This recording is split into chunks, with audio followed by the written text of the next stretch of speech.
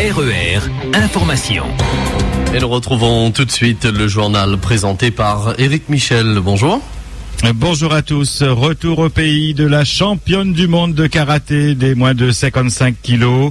Lucie Ignace, qui a décroché la médaille d'or samedi au Palais Omnisport Paris-Bercy, est attendue ce matin à Gillot à 10h45.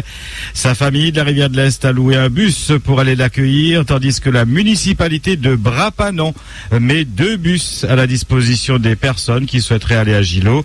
Le rendez-vous est fixé à 10h devant la mairie. Banderoles, t-shirts, autocollants ont été préparés pour réserver un accueil triomphal à la championne du monde.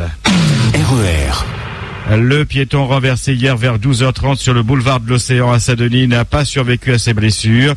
L'homme âgé de 75 ans voulait, semble-t-il, traverser la chaussée quand il a été accroché par un camion toupie. Le Gramoun a été traîné sur plusieurs mètres. Très gravement blessé, il a été évacué sur le CHU de Belle-Pierre, mais il est décédé quelques heures après. C'est la 40e victime sur nos routes depuis le début de l'année. Les 3 braqueurs du magasin Or Austral, qui devaient être jugés hier dans le cadre de la procédure immédiate, ont demandé un délai pour préparer leur défense. En avril dernier, un individu avait agressé la gérante devant son commerce à Saint-Benoît pour lui dérober son sac qui contenait pour 20 000 € de bijoux en or et en argent. Interpellés jeudi dernier après 6 mois d'enquête, les braqueurs devaient être jugés, mais l'audience a été reportée au 11 décembre prochain. En attendant, l'un des braqueurs a été placé en détention provisoire, les 2 autres laissés en liberté sous contrôle judiciaire. Aux assises, la dernière session de l'année s'est ouverte hier après-midi. Durant 15 jours, les jurés examineront 3 affaires de viol et depuis hier, comparé Claude Fulmar, accusé d'avoir violé une amie de sa petite copine en novembre 2010 à Saint-Louis. La victime affirme que l'accusé l'avait fait boire pour parvenir à ses fins. Que s'est-il passé hier au Camélia? Certains parlent d'une femme apeurée qui s'est réfugiée dans la poste, affirmant qu'elle a été le témoin d'un meurtre et qu'elle était pourchassée par le présumé meurtrier. La Poste, de son côté, dans un communiqué, parle d'une agression d'un guichetier qui a entraîné la fermeture du bureau. Les policiers de leur côté se sont déployés en grand nombre dans le quartier à la recherche d'un possible meurtre, mais rien d'anormal n'a été relevé. La femme continuait, elle, à tenir des propos incohérents. Elle a été prise en charge par les pompiers et évacuée à l'hôpital. Carnage dans un élevage de pintades à Saint-André dans la nuit de dimanche à lundi. C'est en arrivant sur son exploitation à Ravine-Creuse qu'Alexis a découvert plusieurs chiens errants en train d'attaquer ces pintades. Au total, 500 volailles sont mortes. Le préjudice s'élève à 5 000 €. C'est la 4e fois que cet éleveur est victime de chiens. Il ne cachait pas hier son découragement. Dans l'ouest, des chiens errants aussi se sont attaqués à un troupeau de moutons dans la nuit de samedi à dimanche. Plusieurs bêtes ont été égorgées ou éventrées dans un pâturage des Hauts de l'Ouest. Le préjudice se chiffre en plusieurs milliers d'euros. Là aussi, l'éleveur se déclare impuissant devant ces attaques à répétition. Incendie hier en début d'après-midi au port. Le feu s'est déclaré dans un appartement situé dans la rue Georges Miliès. Rapidement sur place, les pompiers ont maîtrisé le sinistre. Les dégâts matériels sont très importants, mais personne ne se trouvait à l'intérieur de l'appartement. RER. Les lycéens de Amiral Bouvet toujours mobilisés. Hier, ils ont bloqué l'entrée de l'établissement à Saint-Benoît pour réclamer l'ouverture d'un BTS au sein du lycée. Et ils comptent continuer le mouvement jusqu'à au moins jeudi. Au Sénat, Paul Vergès a fait présenter hier un amendement au projet de loi de finances pour 2013 visant à prolonger le bonus COSPAR de 2 ans. Si Michel Vergoz a voté pour, tout en demandant au porte-parole de Paul Vergès d'être cohérent en votant le projet de loi de finances, le gouvernement, lui, s'est prononcé défavorablement et l'amendement a été rejeté. Le bonus a déjà été prolongé d'1 an. L'État a tenu sa parole. C'est justifié Jérôme Cahuzac, le ministre du Budget, renvoyant la balle aux entreprises.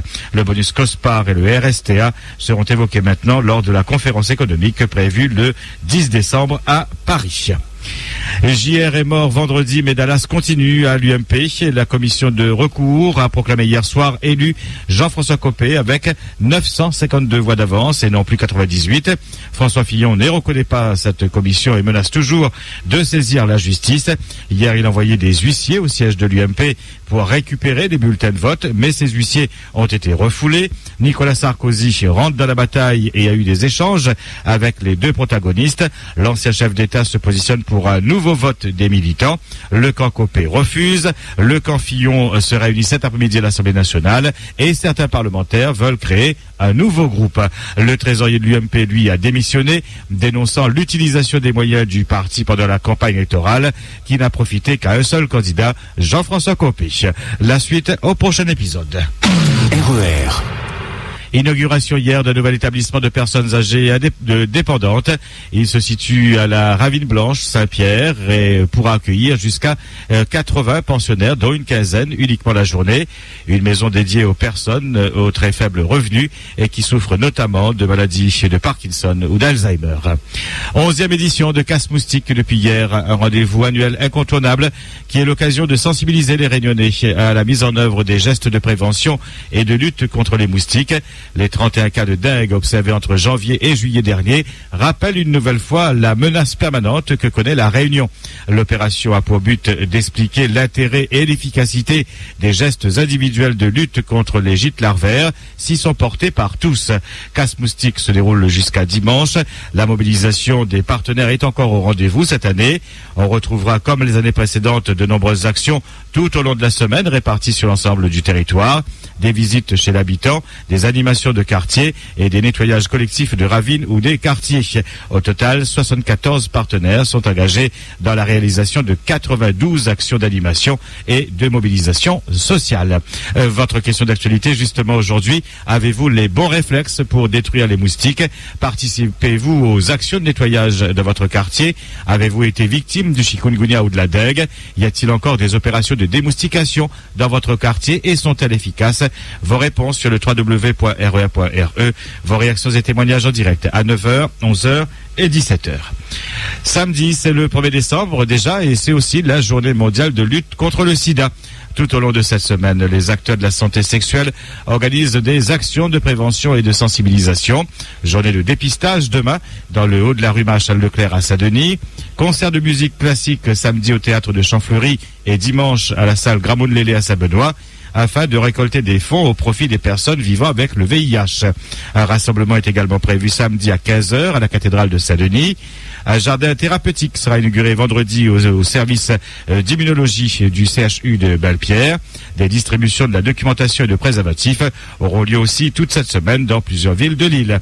La RPS tiendra des stands de prévention au Jardin de l'État demain, sur la plage de l'Amitage samedi et sur le marché nocturne de Saint-Denis samedi soir. À La Réunion à ce jour, ce sont environ 770 patients qui sont suivis par les antennes nord et sud du CHU et cela concerne 542 hommes et 228 femmes. L'âge moyen des patients est de 46 ans. La catégorie des 30-40 ans est la plus concernée. Le plus jeune patient a 5 mois et le plus âgé 85 ans. Le mode de transmission reste, contrairement aux idées reçues, ce mode de transmission reste majoritairement l'hétérosexualité. Cette année 2012, 36 nouveaux patients ont été découverts séropositifs, dont 8 ont atteint le stade de sida. Le nombre de décès est stable. Ce sont 7 personnes qui sont mortes cette année. Cette semaine, c'est aussi la semaine de la sécurité des patients organisée par le ministère de la Santé afin que chacun, professionnel et patient, puisse s'informer, échanger et prendre conscience de son rôle dans ce domaine, indique l'Agence régionale de santé dans un communiqué. La campagne de sensibilisation se décline autour de 4 thèmes: bien utiliser les médicaments, favoriser la communication, soulager la douleur et renforcer l'hygiène des mains. Des actions d'information et de sensibilisation seront menées dans toute l'île jusqu'à vendredi. RER. 8h10 sur RER, c'est le point final à cette édition. Merci de votre attention. Passez une agréable journée. RER, la radio qui vous transporte sur toute l'île.